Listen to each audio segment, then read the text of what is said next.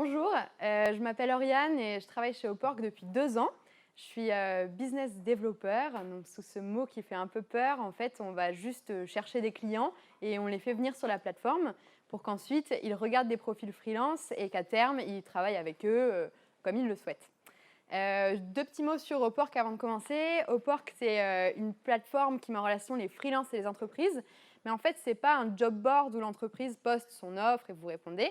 C'est un réseau. C'est-à-dire que en fait, chaque membre du réseau se crée un profil et ensuite, les entreprises les consultent, comme une bibliothèque de profils comme LinkedIn, et consultent les personnes. Ensuite, nous, derrière, on sécurise la transaction, on vous assure, et puis on s'occupe des relances paiement si vous en avez à faire.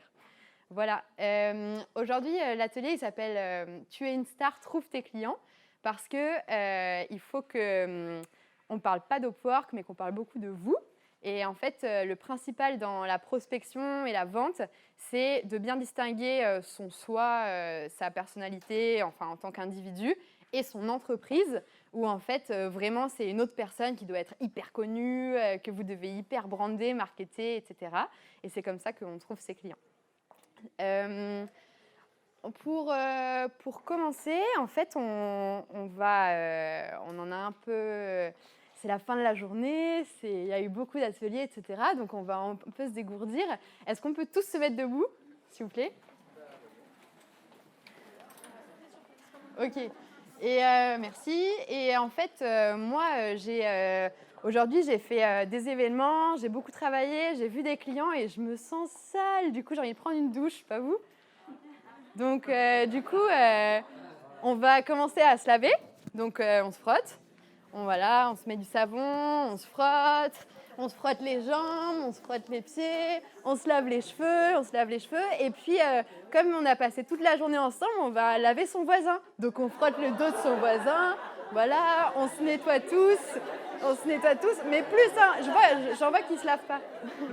Merci Laura. Ok, cool. Bon, maintenant que vous avez créé plein de connexions et que vous vous sentez tous des stars, vous pouvez vous rasseoir et on va prospecter.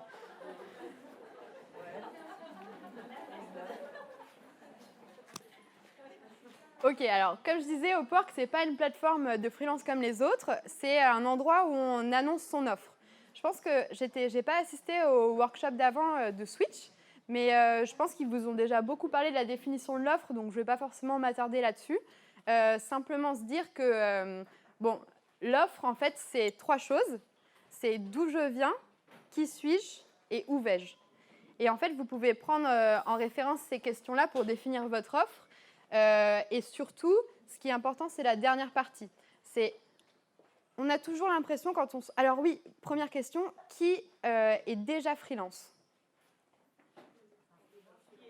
Enfin, qui a son statut? Ok, super. Qui connaît Upwork? Wow, bravo. Qui a un profil sur Upwork? Ok, bon, les autres, vous savez ce qu'il vous reste à faire. Donc en fait, là, vous êtes tous plus ou moins déjà en activité et vous avez tous déjà plus ou moins répondu à ces questions-là. Mais en fait, quand on se lance en freelance, on se dit toujours ah oui, bah moi je suis rédacteur, mais en fait sur Upwork, il y a aussi 2000 autres rédacteurs, donc en fait personne ne va me contacter. Mais c'est pas vrai parce que en fait, ce qu'il faut savoir, c'est regarder que font les personnes qui font le même métier que moi, et ensuite regarder ce qu'elles font et qu'est-ce que moi je fais différemment. En fait, si vous êtes allé au Japon et que vous aimez bien un café à République, vous êtes déjà différent du rédacteur d'à côté qui, lui, fait de la danse contemporaine et voilà, aime aller se promener en montagne. Donc, il faut vraiment cibler ça. C'est quoi, vous, votre différence et bien faire le lien avec votre entreprise. Qu'est-ce que vos passions, vos centres d'intérêt peuvent apporter à votre activité? Typiquement, pour un rédacteur, c'est très simple, c'est mon centre d'intérêt, je vais être plus à l'aise pour écrire sur ce thème-là. Donc voilà, la dernière partie, comment se positionner par rapport aux autres, est très importante. Et que vous soyez sur Upwork ou pas, en fait, c'est gratuit. Vous pouvez déjà regarder les profils, un peu ce qu'ils font, et puis voir comment ils se présentent. Moi, je conseille toujours de présenter son offre très clairement avec, OK, mes 3 services, c'est ça, et j'ai mon client. Quand je lui offre mon service, quand il regarde ma page, il doit savoir qu'est-ce qui va lui arriver. Donc, par exemple, si je suis coach, et ben, du coup, je présente mon activité et je vais dire, OK, un coaching, ça dure 1 heure. D'abord, on fait ça, ensuite on fait ça, ensuite on fait ça. Comme ça, il n'a plus qu'à contacter, demander le prix et puis c'est plié. Enfin, quasiment. Donc ça, c'est la définition de l'offre. Au fait, si vous avez des questions, n'hésitez pas à m'interrompre. Vraiment, ça doit être interactif. C'est Laura qui me l'a dit. OK, alors là, c'est le vif du sujet. C'est la prospection. Alors, le plus dur, c'est de trouver son premier client. Une fois qu'on en a un, c'est facile d'en avoir d'autres. Qui a déjà eu un client? Bon, bah, non, pas sur Upwork, en tout. Bon, bah, bravo. Vous avez décroché votre premier client. Et comment vous avez fait en général? Est-ce qu'il y a une ou deux techniques, quelqu'un qui veut partager? Réseau? Appel d'offres? Bouche à oreille, amis? OK. Opportunité. Donc, en effet, le premier vecteur, c'est le réseau. Mais en fait, ce réseau-là, il faut vraiment l'activer. C'est-à-dire qu'il y a votre personne qui peut être réservée ou qui n'a pas envie de se mettre en avant, et c'est tout à fait normal d'être humble. Mais en fait, il faut distinguer l'humilité de « je vends maintenant une activité » et il faut que la terre entière le sache. Donc, du coup, ça passe par plusieurs canaux. Les réseaux sociaux, ne pas négliger les réseaux sociaux, c'est hyper important. Il y a même des sites comme Freelance Boost qui sont dédiés à votre réputation en tant que freelance sur les réseaux sociaux. Et des gens ont des leads, enfin des opportunités de mission par là. Donc, les réseaux sociaux, c'est Twitter, LinkedIn. LinkedIn, c'est hyper puissant. Facebook, je le recommande moins, mais bon, pourquoi pas. Et puis, pour les graphistes, par exemple Dribbble, pour les devs, GitHub, ce genre de choses, vraiment. En fait, le but, c'est quand on tape votre nom sur Google, il faut que toute votre activité prenne la première page de Google. Donc, pas vos anciennes photos sur Copains d'avant, mais votre activité que vous avez bien définie. Ensuite, il y a un moyen auquel on ne pense jamais, c'est les newsletters. Il n'y a pas que les entreprises qui font des newsletters. Vous êtes aussi une entreprise, vous devez faire des newsletters. C'est-à-dire que sur LinkedIn, on peut extraire les adresses e-mail de toutes ces relations. Et au-delà de ça, vous devez avoir un fichier avec votre base client. Donc ça, c'est vos contacts, les cartes de visite que vous avez eues en événement, les gens que vous avez rencontrés, enfin toutes les personnes auxquelles vous pensez. Et ensuite, 3 fois par an, vous leur envoyez une newsletter. La première, c'est voilà, et j'ai lancé mon activité, j'ai ça comme offre. Est-ce qu'on va boire un café? Pas. Est-ce que demandez-moi des devis? Mais juste quelque chose de très simple. L'objectif, c'est de décrocher un rendez-vous, pas de décrocher un contrat, décrocher un rendez-vous téléphonique ou physique. Donc, proposer des restos, des cafés, etc. Il faut voir le maximum de gens. Faudrait que tous les jours, vous puissiez rencontrer 2 nouvelles personnes pour que vous ayez une prospection active. La deuxième newsletter, c'est et regardez, j'ai fait cette super mission avec ce client. J'ai fait, alors si je suis graphiste, c'est plus facile, j'ai quelque chose à montrer. Mais sinon, vous pouvez vraiment décrire ce que vous avez fait. Vous envoyez ce qu'on appelle une étude de cas. Donc, comme ça donne des idées à votre base pour vous contacter. Et la troisième newsletter, c'est hyper simple, c'est la carte de vœux pour Noël. Et ça, il faut vraiment y penser, ça marche à tous les coups.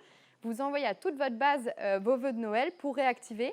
L'idée, c'est de rester dans le top of mind de toute votre base. Ensuite, événementiel réseautage, ça paraît assez classique. Et pourtant, je vois encore des freelances en Updrink ou en Meetup qui n'ont pas de carte de visite. Donc, si vous n'en avez pas créé, vos cartes de visite, le but, c'est d'en distribuer le maximum. Et d'ailleurs, il faudrait que chaque personne dans cette salle ait votre carte de visite. Si ce n'est pas le cas, vous profitez après pour lui donner. Les Updrinks, c'est des apéros freelance organisés par des freelances sur la plateforme. On a par exemple Anna là-bas qui en organise régulièrement à Paris. Vous pouvez aller au sien, mais vous pouvez aussi en organiser un. Et ça vous permet de rassembler les freelances autour de vous. Et rencontrer des freelances, c'est pas rencontrer des clients, je suis d'accord, mais c'est créer des potentiels binômes pour ensuite proposer des offres à plusieurs. Généralement, les graphistes cherchent des développeurs, les développeurs cherchent des graphistes cherchent des consultants en marketing. Et donc, plus vous connaissez de freelance, plus ils vont potentiellement vous appeler pour vous proposer des missions avec eux, en groupe. L'idée d'Upwork, à terme d'ailleurs, c'est de pouvoir créer des mini-équipes de freelance pour que vous puissiez répondre à un projet à plusieurs. Et la e-réputation, donc très digital, mais c'est ce que je disais, maintenant, quand on cherche un freelance, on tape sur Google, après d'avoir cherché dans son réseau. Upwork est une plateforme, il y en a plein d'autres. Sur Upwork, on fonctionne avec les recommandations. C'est-à-dire que plus vous êtes recommandé, en fait, on recrée le système qui existe dans la vraie vie. Dans la vraie vie, on doit être recommandé par quelqu'un. Sur Upwork, on est recommandé, mais en plus, c'est visité par des milliers de personnes tous les mois qui sont susceptibles de vous contacter. Donc, n'hésitez pas. Recommandation, c'est pas évaluation. Alors, oui, il y a deux choses en effet. Il y a recommandation de vos anciens clients. Et ensuite, évaluation de votre mission si vous êtes passé via Upwork. C'est de ça que vous parliez? Ouais. D'accord. Donc, en effet, une fois que vous êtes passé par Upwork pour une mission, on vous met une note sur 5 qui évalue votre travail plus un commentaire. Donc, il y a ces deux types de canaux pour décrocher des missions. Est-ce qu'il y a des questions sur cette partie-là? Okay.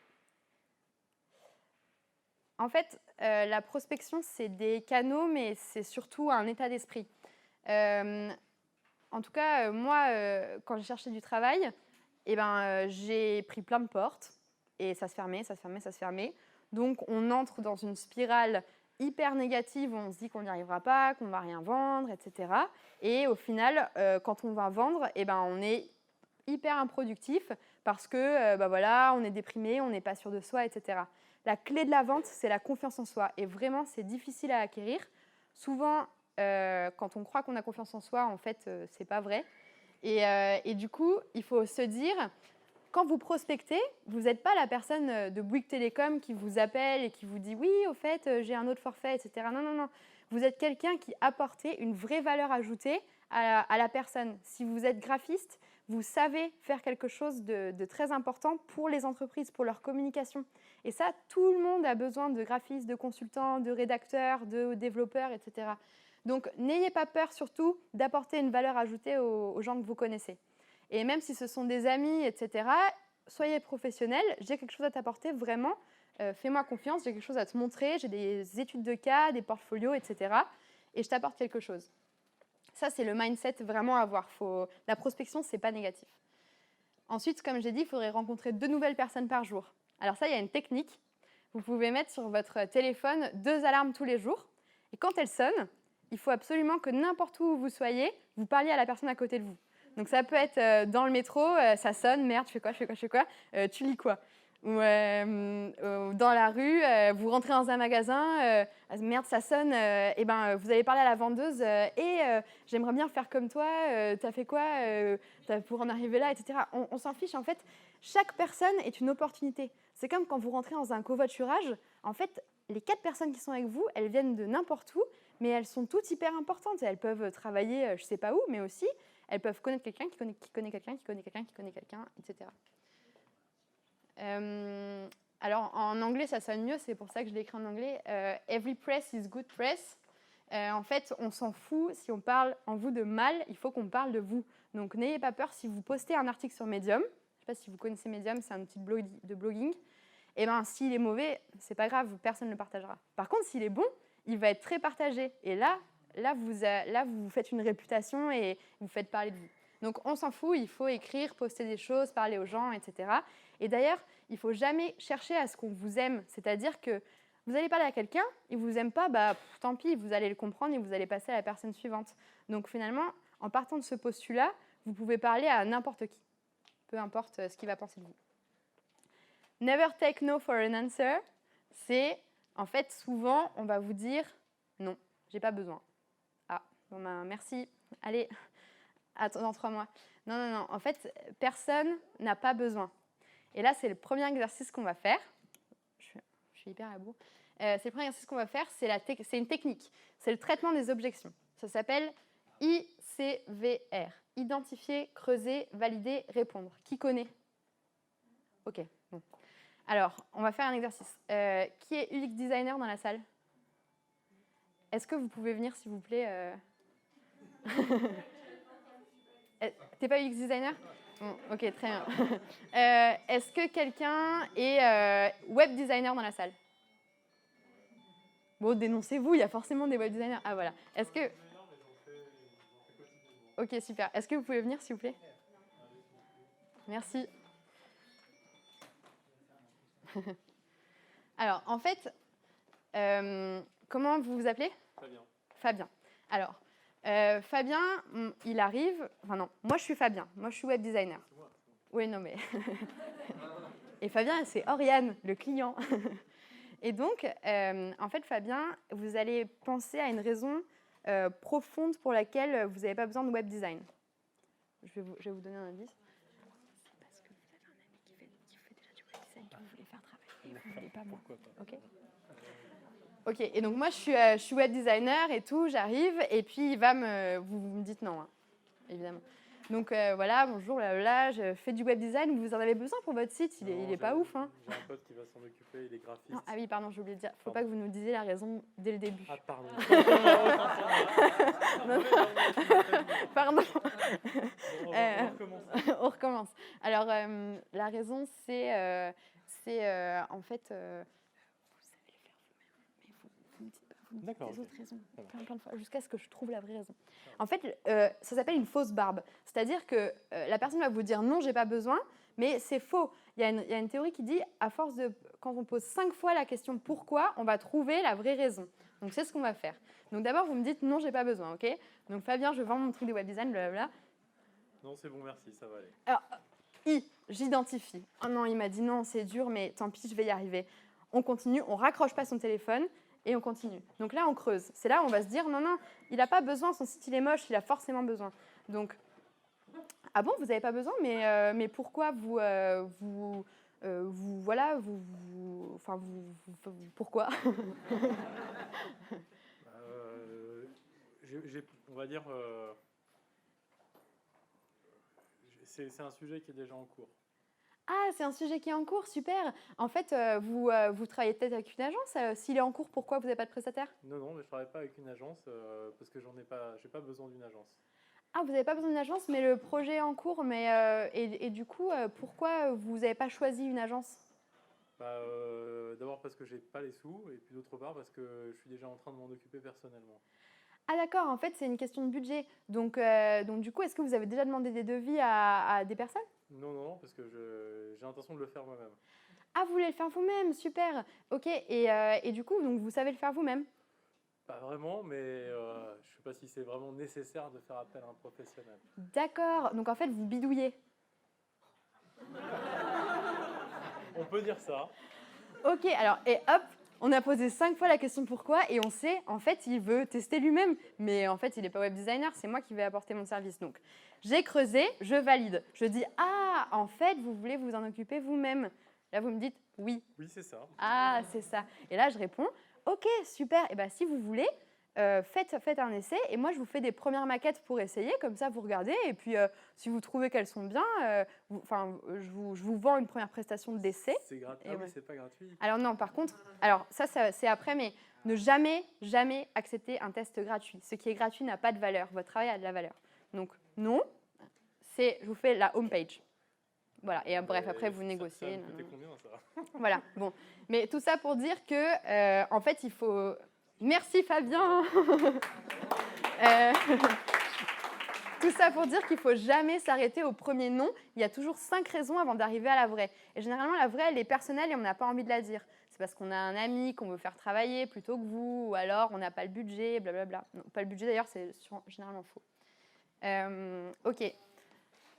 Donc ensuite, là du coup, on a décroché en fait un premier contrat.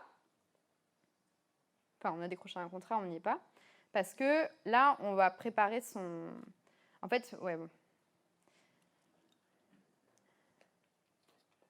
Ok. Le but de la prospection, c'est de décrocher des rendez-vous call ou physiques. Le mieux, c'est le rendez-vous physique. En fait, rien ne remplace la discussion entre deux personnes. Même le téléphone, même si on fait ICVR au téléphone, il faut décrocher le rendez-vous. Et en fait, quand vous allez voir quelqu'un en physique, il y a 5 types de personnalités. Vous allez sûrement vous reconnaître dans une. La première, c'est le comparateur. La personne qui a besoin d'informations. Ah oui, mais j'ai besoin de plusieurs devis, il me faut 3 devis, etc. Le boss, lui, j'ai pas le temps, vite, faites-moi votre devis, je m'en fiche, faut que ce soit efficace. Le discount, lui, c'est le pire parce que c'est celui qui va chercher le prix le plus bas possible, peu importe la qualité. C'est Lidl, quoi. Le loyal, Le loyal, c'est les relations humaines. Donc là, ça va être la personne parce qu'il a eu un bon feeling avec vous qui va vous faire travailler.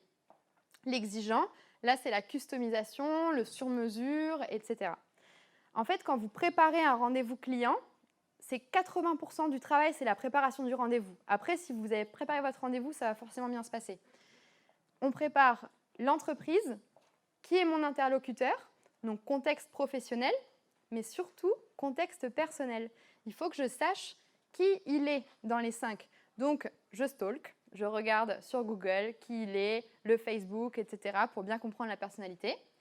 Je me fixe un objectif. Donc, est-ce que mon objectif de rendez-vous, c'est vendre telle prestation ou décrocher un rendez-vous avec son boss ou l'inviter à l'événement que j'organise pour lui présenter après mon offre, etc. Donc, se fixer un objectif et l'argumentaire. Donc, les caractéristiques de mon offre, c'est la définition de l'offre qu'on a faite au début. Les avantages pour mon interlocuteur, là, on va faire l'exercice. Et les preuves que je peux en apporter, c'est les études de cas, portfolio et autres présentations PowerPoint que vous pouviez faire. Et les questions de la phase de découverte, je vais en parler aussi. Est-ce que vous avez tous un papier? Ok, alors, en fonction de chaque type de profil et de votre offre, est-ce que vous pouvez marquer un argument pour chaque type de profil? Par exemple, imaginons que je sois développeur. Mon argument pour le boss, c'est ah, mais moi, je sais personnaliser un WordPress en 2 jours. Mon argument pour le loyal, c'est ah, je fais partie d'un réseau de freelance à Lyon. Voilà, on échange beaucoup. Est-ce que vous avez compris le type d'exercice que je veux vous faire faire? Ok. Donc, si vous voulez bien, juste essayer de prendre 2 minutes pour le faire. Et ensuite, je demanderai à quelqu'un au hasard de partager.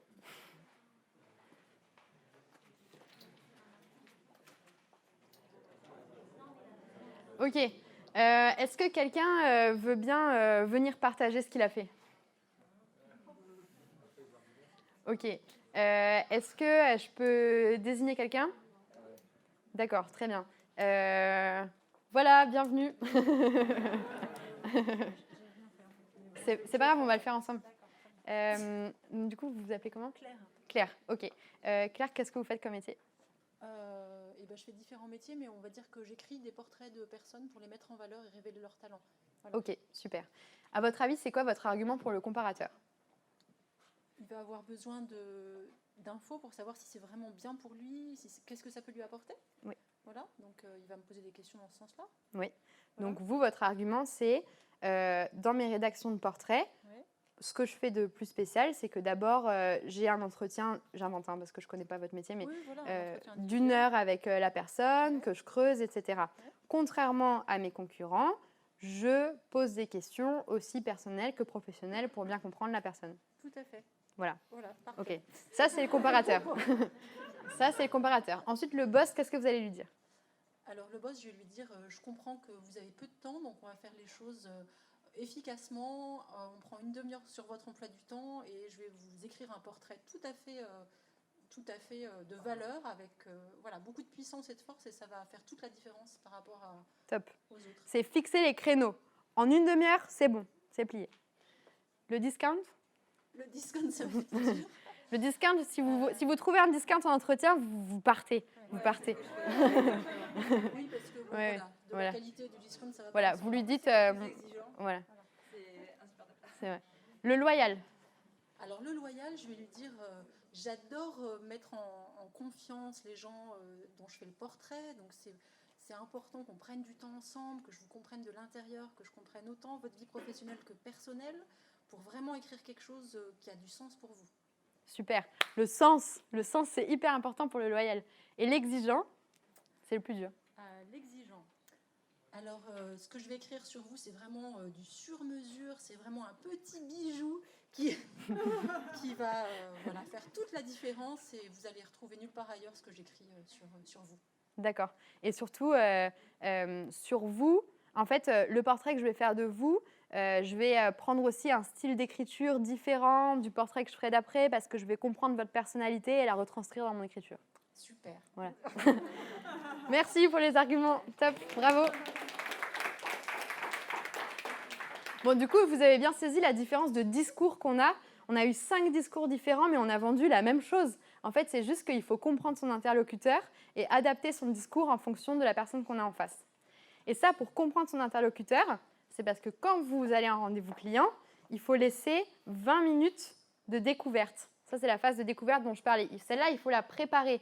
C'est-à-dire que les 20 premières minutes, ce n'est pas vous qui parlez, c'est le client. Il faut lui poser des questions. Donc, vous préparez 2 questions sur le contexte. Ah, et comment va votre business, votre entreprise, etc. Et j'ai vu que vous avez sorti telle campagne de publicité. Le besoin. Et donc, vous cherchez quelqu'un en UX, mais pourquoi en UX? Donc, vous voulez qu'on fasse... vous avez déjà fait des personas dans votre vie, etc. Et les contraintes. Quel budget vous avez? Est-ce que vous avez des contraintes de temps, votre planning, etc. Vous préparez 2 questions de chaque à l'avance. Comme ça, vous savez quoi dire en début de rendez-vous. Vous arrivez à un rendez-vous en tenue correcte, à l'heure, et c'est vous qui menez la danse. C'est vous qui posez les questions. Le client, il vous donne les infos. Et là, vous écoutez bien, mais surtout, vous le regardez. Et vous allez comprendre s'il est loyal, discount, exigeant, comparateur ou boss. Et en fonction, comme vous aurez préparé vos argumentaires avant en fonction de chaque personnalité, hop, vous savez exactement quoi dire. Et là, c'est sûr qu'il va vouloir travailler avec vous. La règle des 4x20 aussi à garder en tête. Vous êtes assis, le client il vient vous chercher.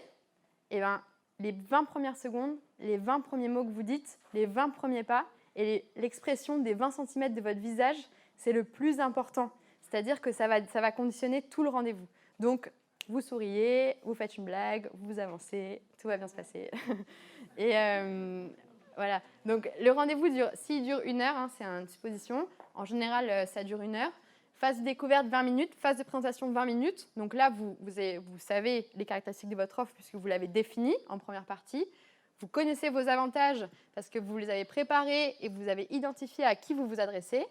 Et la preuve, ça, vous devez l'amener, les cas clients, les portfolios, des présentations de choses que vous avez faites. Et les 20 dernières minutes, tout se joue là. Vous ne partez pas du rendez-vous sans avoir atteint votre objectif.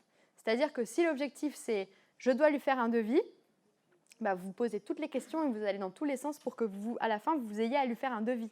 Vous ne le lâchez pas et vous ne partez pas du rendez-vous. Donc voilà, donc là, ça peut être aussi... moi, mes objectifs, c'est différent. Enfin, je suis aussi freelance, mais dans mon activité salariée chez Upwork, mon objectif à moi, c'est de décrocher le rendez-vous suivant. Donc, je dois repartir avec une date dans mon agenda pour le rendez-vous suivant. Voilà. Donc, vous, potentiellement, ce serait plus un devis. Là, j'ai mis des petits mots pour le rendez-vous. Écoute, curiosité, enthousiasme, volonté, créativité, assertivité, qui sont, à mon avis... ouais.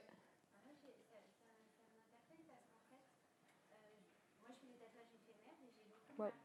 Ok. Qui m'appellent et elles ont souvent beaucoup de questions et très souvent à la fin de l'appel, j'essaie de leur mettre le moins de pression possible Ouais. en leur disant écoutez, voilà, vous avez toutes les infos, réfléchissez tranquillement et si vous êtes toujours... elles sont motivées, mais moi j'ai vraiment tendance à essayer de faire en sorte qu'elles soient à l'aise et donc qu'elles ne se sentent pas obligées de tout de suite me donner une réponse pour savoir si elles s'engagent sur le plateau. Ok. Même quand elles sont motivées, j'ai tendance à leur dire réfléchissez. Oui, ça c'est l'objectif de ton rendez-vous. En fait, ton objectif, c'est pas forcément, ça peut être je fais un devis. Ton objectif, ça peut aussi être je convainc la personne et je lui propose qu'on se rappelle dans 30 jours après réflexion. Mais moi, j'aimerais bien que mon objectif, c'est quand même qu'elle vienne et qu'elle fasse contact. Oui. Mais est-ce que du coup, c'est pertinent de lui dire prenez le temps de réfléchir et ou plutôt essayer de caler tout de suite le rendez-vous en fait. Tu as raison, il ne faut pas être agressif. En plus, les gens se sentent très rapidement agressés face à des commerciaux. Donc du coup, on peut lui dire réfléchissez. Par contre, fixe une date. Par exemple, je vous rappelle dans 15 jours. Ou je ne sais pas quels sont tes timings, mais ou demain. Enfin, je ne sais pas, je ne connais pas. Mais fixer une date, comme ça, elle sait que dans 15 jours, tu la rappelles et qu'elle doit avoir décidé. Et effectivement, et là, c'est hyper important d'avoir... merci de passer à la partie suivante, de s'organiser pour noter, avoir des rappels, etc. Si je lui ai dit au téléphone, je rappelle dans 15 jours, je ne rate pas le call dans 15 jours, surtout je l'appelle. Et donc, je me débrouille. Moi, j'utilise beaucoup Inbox de Gmail, Calendar, Trello, Evernote pour me mettre des rappels tout le temps. Et voilà, j'ai tel client. Inbox, je ne sais pas si vous utilisez. C'est la nouvelle version de Gmail. Et en fait, vous pouvez mettre des rappels qui vous pop comme ça dès que l'heure que vous avez fixée arrive. Et donc, du coup, ça, c'est parfait parce que chaque jour, je sais quel client je dois rappeler et quand. Et la régularité dans un contact client est très importante. Je vous parlais de 3 newsletters par an au début. Mais typiquement, si on va plus loin, qu'on a des contacts, des rendez-vous physiques, téléphoniques, etc., toujours fixer, reprogrammer, quand est-ce qu'on se revoit, quand est-ce qu'on se reparle, est-ce qu'on peut aller déjeuner ensemble, etc. Et bien se les noter. Ensuite, souvent, ce que les gens font, c'est que je fais passer des entretiens chez Upwork. Et généralement, les gens, ils n'envoient pas de mail après l'entretien pour dire merci. Et je me dis, bah mince, moi, je leur ai dédié 1 heure de mon temps et ils ne m'ont pas dit merci. Donc ça, c'est très, très important. Le même jour ou le lendemain, envoyez un mail à votre interlocuteur en disant « Merci pour le temps que vous m'avez accordé » ou même si vous avez eu un call, c'est important de le faire après. Voilà ce qu'on s'est dit, on récapitule et voilà ce qu'on appelle next action, donc ce que vous avez prévu, votre objectif. Donc, typiquement, pour notre histoire de tatouage, comme convenu, on se rappelle dans 15 jours. Ça, c'est très important. Si vous n'avez pas de reprogrammation, mais que c'est juste, par exemple, je vous fais un devis ou quoi que ce soit, à 1 semaine, vous relancez. Ce n'est pas court, 1 semaine, c'est long pour une entreprise, dans un cycle de vente, etc. C'est long, 1 semaine. Et donc, dans ces cas-là, relancer toutes les semaines, il n'y a pas de problème. Ce n'est pas de l'harcèlement. Il ne faut pas hésiter. Si vous trouvez. Et on vous fait sentir clairement. Alors, quand vous relancez pendant toutes les semaines, on vous le fait sentir. Oui, alors là, il y a 2 solutions. Soit, si la personne se plaint de la relance, c'est peut-être que en fait, ce n'est pas le bon interlocuteur. Donc, dans ces cas-là, si elle vous dit au bout de 3 relances, arrêtez de m'appeler, j'en ai marre, dans ces cas-là, vous dites, OK, j'arrête de vous appeler, vers qui vous pouvez m'orienter? Qui est la bonne personne chez vous pour que je puisse discuter avec vous Pardon Oui, je suis d'accord. Je suis d'accord, ça dépend. Surtout si c'est des entreprises avec des personnes seules ou des patrons qui sont tout seuls à la tête de PME, etc. C'est compliqué. Mais en tout cas, toutes les semaines, bon après, évidemment, si au bout de 7 fois, ils ne vous répondent pas, là, il faut, voilà, jugez vous-même. Et restez dans le top of mind, donc c'est ce qu'on disait au début. C'est en fait, peu importe si vous signez avec ce client ou pas, eh ben, il faut qu'il se rappelle de vous. Donc, des cartes de vœux, des petits posts, mais ça peut être n'importe quoi. Hein. Vous le suivez sur LinkedIn, vous likez son truc, vous commentez, etc. Vous utilisez les réseaux sociaux, tant qu'il se rappelle de vous. C'est très, très important. Et là, je vous ai mis un exemple. Nous, on envoie beaucoup de cas clients chez Upwork, et c'est ça qui permet aux clients de s'identifier, de dire « Ah oui, en fait, Mythique a fait son appli mobile avec un free. Ah oui, bah en fait, moi aussi, je vais faire mon appli mobile avec un free. C'est beaucoup mieux qu'avec une agence, c'est plus flexible, la personne je la connais, je sais qui travaille et c'est pas une équipe dont je connais pas la couleur, etc. Il y a des questions jusqu'ici? Ouais. Bah non, avec plaisir. Je me posais, moi la relance c'est un truc avec lequel j'ai beaucoup de mal parce que j'ai l'impression qu'on se pose en position de demandeur. Ouais. Comme si on était en position de faiblesse et qu'on demandait est-ce que vraiment vous êtes sûr de bien vouloir mes tatouages. Ouais. Ouais. Alors là, c'est hyper important et c'est vraiment ce que nous on se dit tous les jours. C'est en fait c'est ce qu'il y avait au début, c'était phobie de la prospection par rapport à vraie valeur ajoutée. Il ne faut pas se dire que tu relances parce que vraiment tu as besoin d'argent et que tu as besoin qu'elle achète ton tatouage. Il faut se dire attends, si elle ne prend pas ton tatouage, son mariage il est foutu. Enfin non mais mais il faut se mettre dans cette position-là. Si elle voit son tatouage, elle sera comme toutes les mariées. Alors que si moi, je lui fais un tatouage, elle sera beaucoup mieux. Donc, dans ta relance, ça, il faut le faire sentir. Il faut dire, OK, votre mariage approche, vous n'avez toujours pas de tatouage, où en êtes-vous? Tu vois? Et en fait, c'est juste une question de formulation de tes mails et d'état d'esprit. Il y avait d'autres questions sur la relance? Okay. Alors, le plus dur, c'est de fixer son prix. J'ai eu souvent la question. Le point 1, il n'y a pas de secret, c'est benchmarker. En fait, en travaillant chez Upwork, en rencontrant des freelances tout le temps et ensuite en devant moi-même définir mon activité, je me suis rendu compte qu'en fait, un prix, c'était totalement subjectif. C'est-à-dire qu'aujourd'hui, il y a des développeurs qui sont payés 900 € au jour, qui vivent très bien, des graphistes qui sont payés 300 € le jour. Pourquoi une telle différence? En fait, c'est totalement subjectif et ça dépend d'une offre et d'une demande. Donc, ce qu'il faut, c'est se positionner par rapport à son marché. Son marché, c'est sa ville. Les prix à Lyon sont différents des prix à Paris, sont différents des prix à Marseille. Donc, il faut trouver des outils de benchmark. Sur Upwork, vous en avez un. On met à jour tous les 6 mois un benchmark, donc des tarifs et métiers freelance en France. Et en fait, quand vous tapez la ville dans le moteur de recherche plus votre compétence, ici, vous avez le tarif moyen. Combien coûte un junior, combien coûte un expert et où se répartissent les profils sur la plateforme. Donc du coup, ça c'est en accès gratuit de toute façon. Vous pouvez déjà aller benchmarker, voir les catégories, combien coûte quelqu'un et ensuite surtout regarder les profils. Est-ce que votre offre est mieux, moins bien? Est-ce que vous êtes plus senior, moins senior? Par rapport à ça, vous vous positionnez. Et ça c'est ce qu'on disait tout à l'heure. Pourquoi est-ce que des friches sont vendues à... pourquoi des friches sont vendues à des euros symboliques? Parce qu'on ne vend rien de gratuit.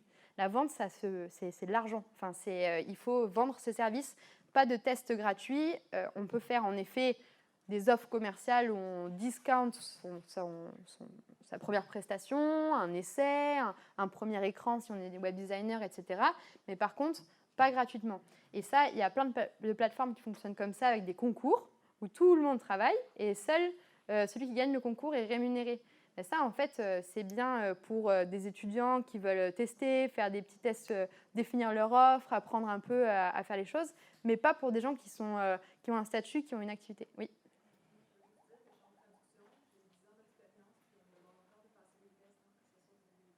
Vous faites quoi comme métier, pardon? En traduction. Eh bien, vous... Oui. Et alors, est-ce que ces comptes sont clés?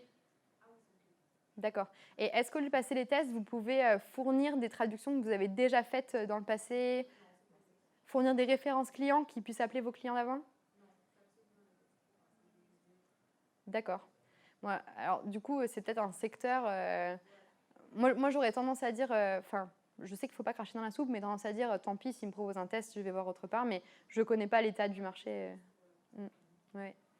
Ok. Bon, dans la mesure du possible, dans ces cas-là, refuser les tests gratuits. Mais après quoi? Oui.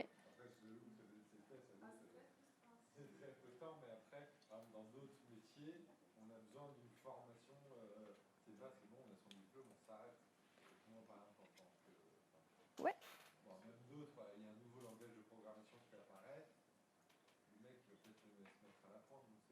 Ouais, mais vous facturez pas cher. Vous facturez, franchement, si, alors je sais pas, vous êtes développeur du coup? Enfin, bon, imaginons, si vous avez un nouveau langage à apprendre, vous êtes développeur, imaginons que vous facturiez 150 € la journée, franchement, c'est rien. 150 € la journée, en freelance, on ne gagne rien. Mais on a facturé, mon service a de la valeur, peut-être que j'apprends un nouveau langage, mais toi, tu ne sais pas le faire. Moi, je sais le faire, donc j'ai de la valeur. Et ça, même si c'est très peu cher, il faut absolument mettre un prix sur le devis. Et c'est comme ça que je passe aussi à la partie de la négociation. Si... Pardon, ouais.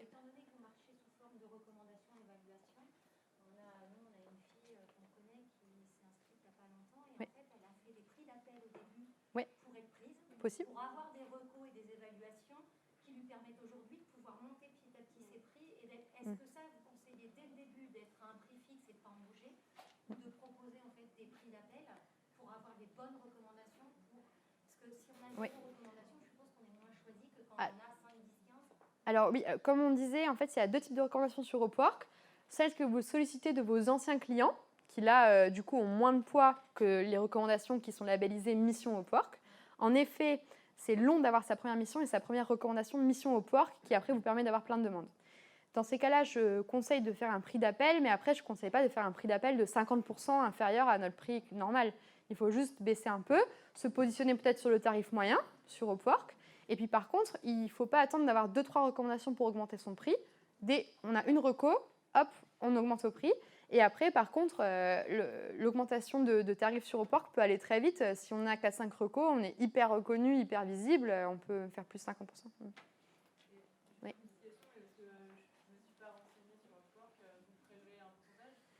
Oui, alors c'est une commission, c'est des frais... côté freelance, en fait, c'est 10% pendant les 3 premiers mois de relation avec un client, puis 5% à partir du 4e mois avec le même client.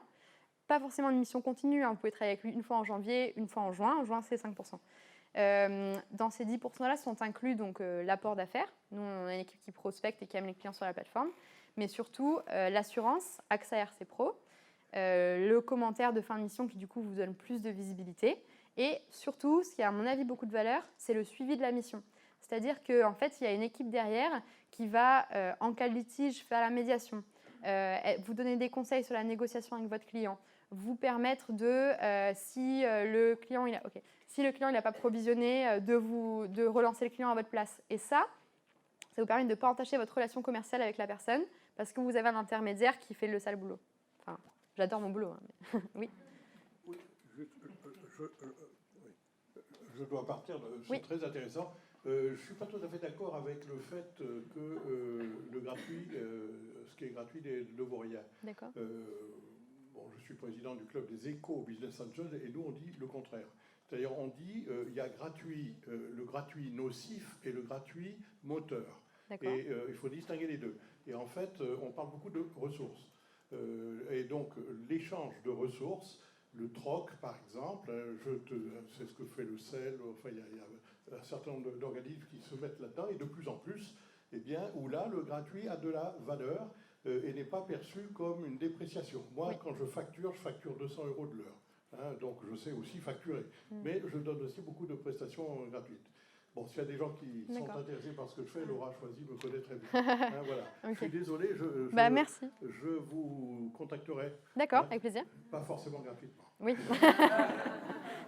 Oui, je serais d'accord pour payer. Je termine, je réponds aux dernières questions. Ouais. Je croyais que vous me répondiez. Merci.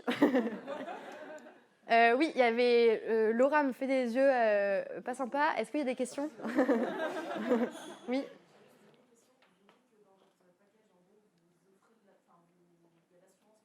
Ouais. Tu peux la résilier. Oui, je sais. Oui. En fait, c'est une garantie qu'on donne aux clients comme aux freelances que, comme on a négocié un package de groupe en disant, voilà, il y a tant de freelances qui vont souscrire à cette assurance AXA, dans ces cas-là, elle couvre à hauteur de 9 millions d'euros, ce que ne fait pas une assurance pour un individu seul. Donc, du coup, c'est une garantie supérieure. C'est tout. Et si on est déjà chez AXA en RC Pro ? Eh bien, à mon avis, la garantie est supérieure, du coup, parce qu'elle est négociée avec un tarif de groupe plutôt qu'individuellement. Ouais. Juste, ça veut dire que la facturation, elle est via Upwork ou via une... Oui, alors elle est via Upwork. En fait, Upwork a un mandat de facturation en nom et pour votre compte. Vous éditez vos devis en ligne. Donc, c'est vous qui écrivez le contenu, mais c'est un branding Upwork et du coup, c'est automatisé. Et on choisit ses tarifs. Et vous choisissez vos tarifs, oui, bien évidemment. Oui. Oui, non, nous, on n'entre pas dans la négociation commerciale. On donne juste des tips. Donc, soigner son offre, réfléchir à son mode de facturation, prévoir une marge, fidéliser. Et voilà, merci.